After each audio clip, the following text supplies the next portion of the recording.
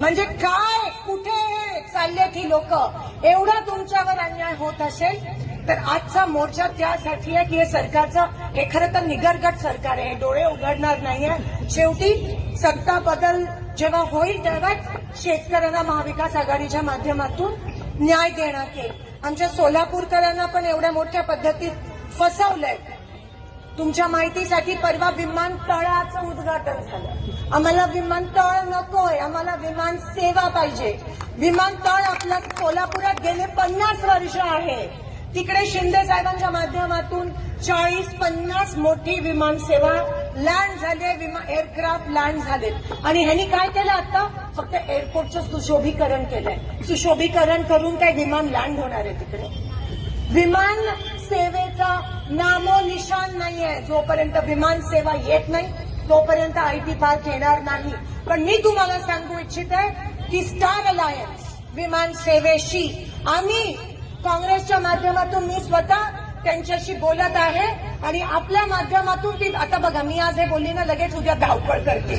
तुमच्या अक्कलकोटचे खासदार आमदार तर पहिले येते. तुमच्या माहितीसाठी विमानतळाचं जेव्हा खोटं उद्घाटन झालं आदरणीय मोदीजींच्या हस्ते 11 आमदारांपैकी भाजपचा एकच आमदार त्या ठिकाणी उपस्थित होता.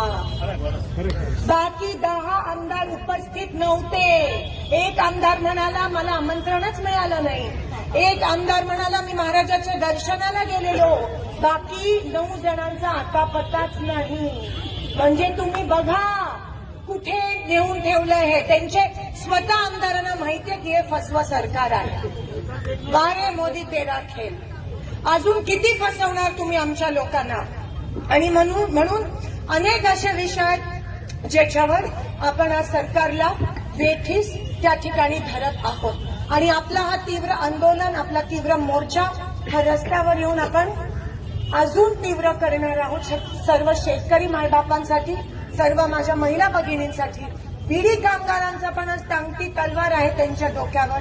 त्यांना किमान वेतन मिळत नाहीये. शेतकऱ्यांना हमी भाव त्या ठिकाणी मिळत नाहीये.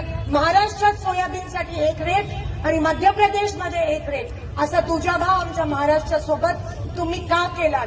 आणि म्हणून बीडी कामगार, यंत्रमाग कामगार, मोदीजी आले आणि म्हणाले आम्ही यंत्रमागांसाठी युनिफॉर्मचं काम देऊ. मोदीजी यंत्रमाग कारखाने चादर आणि टॉवेल शिवतात, युनिफॉर्म शिवत नाही. एवढं पण माझ्या देशाच्या पंतप्रधानांना माहिती नसेल तर ही शोकांतिका आहे. फक्त येऊन शोबाजी करून आज एवढी उद्घाटनं केली ऑन पेपर. जीआर काढतात, दुसऱ्या दिवशी फोन करून सांगतात तो जीआर रद्द करतो. म्हणजे जीआरचं पण या लोकांना काही गांभीर्य राहिलं नाहीये. असं खालच्या पातळीला हे सरकार आणलंय. महाराष्ट्रात अशी असंस्कृत लोक कधीच नव्हती. महाराष्ट्राला आज तुमच्यामुळे एवढे वाईट दिवस आले. तुम्ही महाराष्ट्राची मान झुकवली तुमच्या या घाणेरड्या राजकारणामुळे. त्याचा पण मी तीव्र निषेध करते. या शेतकऱ्यांना शब्द देते की महाविकास आघाडीचा प्रत्येक कार्यकर्ता, प्रत्येक आमदार आणि खास तुमची ही लेक, तुमची मुलगी, तुमची बहीण ही प्रत्येक क्षणाक्षणाला तुमच्या सोबत उभी आहे. तुम्ही धीर धरा. आपल्याला लढायचंय, आपल्याला जिंकायचंय. हा किल्ला आपल्याला लढायचा आणि जिंकायचा आहे. आणि तुम्ही सगळ्यांनी आज या मोर्चाला साथ दिली. तुम्ही सगळे आला, सगळे नेते मंडळी पण आले. मी हात जोडून विनंती करते की जी एकी आपण इलेक्शनच्या आधी दाखवली आहे ती एकी आपण इलेक्शनच्या नंतर पण दाखवावी या शेतकरी मायबापासाठी. एवढीच तुम्हाला विनंती करते. आणि आज जे आले त्यांना विनम्रतेपूर्वक मी आभार मानते की तुम्ही मला तुमची सेवा करण्याची संधी दिली. मी माझ्या शेवटच्या श्वासापर्यंत तुमच्या सुखदुःखात सामील आहे आणि तुमची सेवेसाठी हजर आहे. तुमची सेवा मला करायला मिळते याच्यापेक्षा अजून अहोभाग्य काय असू शकतं? एवढंच या ठिकाणी मी सांगते. आणि पुन्हा एकदा आपल्या सगळ्यांचे आभार मानते. खास करून आमच्या पत्रकार बंधूंचे आभार मानते. तुम्ही पण आमचा आवाज हा सगळीकडे पोहोचवा आणि मोदींचा आवाज थोडा गप्प करा एवढीच विनंती. धन्यवाद. जय हिंद, जय